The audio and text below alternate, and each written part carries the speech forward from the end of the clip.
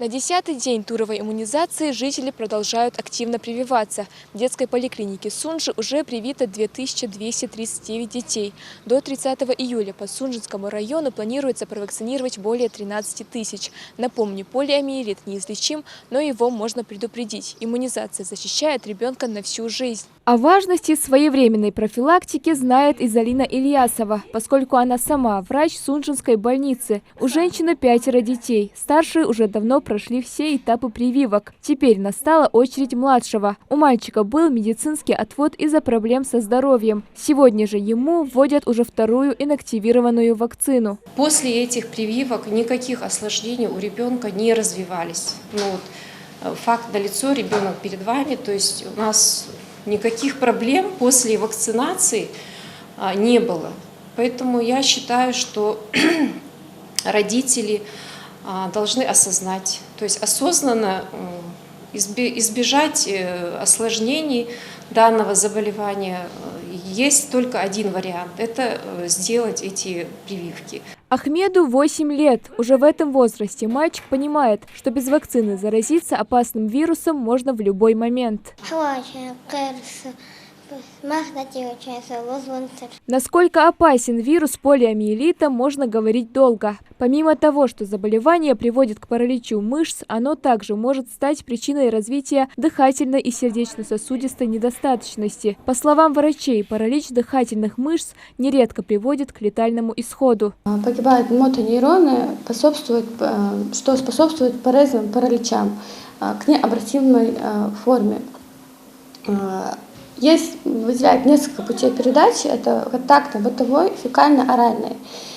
То есть каждый ребенок ходит в садик, ходит в садик, в школу. Единственное, что мы можем сделать, это своевременная иммунизация.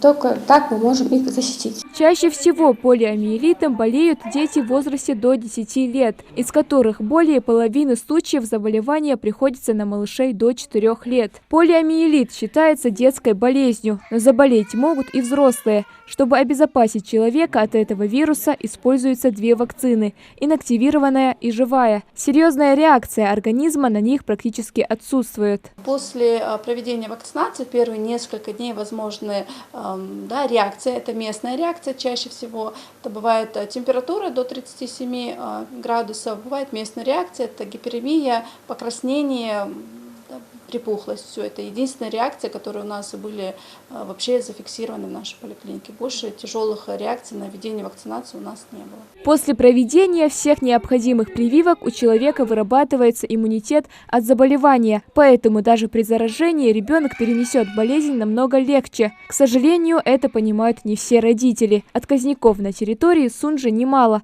Причины самые разные. С такими жителями врачи проводят разъяснительные беседы. По всему району у нас 1715 детей, которые отказываются от вакцинации.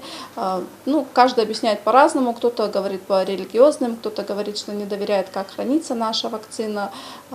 Причин бывает много, но они все не обоснованы, потому что вакцина хранится у нас правильно, соблюдается вся холодовая цепь, и каждый может прийти и посмотреть, как она хранится у нас и на ЦХВ, и в поликлинике, в прививочных кабинетах. 3-я туровая иммунизация проводится с целью предотвратить распространение инфекции на территории республики. Дополнительная иммунизация продлится до 30 июля. Врачи в очередной раз предупреждают, отказываясь от прививок, мы подвергаем беззащитных детей серьезному риску заболевания. Малика Измайлова, Акрамат Дасхоев, Новости 24.